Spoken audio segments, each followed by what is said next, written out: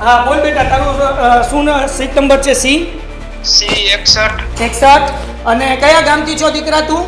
સુરેન્દ્રનગર. સુરેન્દ્રનગર. અને તું યુટ્યુબના બધા લાઈવ લેક્ચરમાં જોડાયો હતો?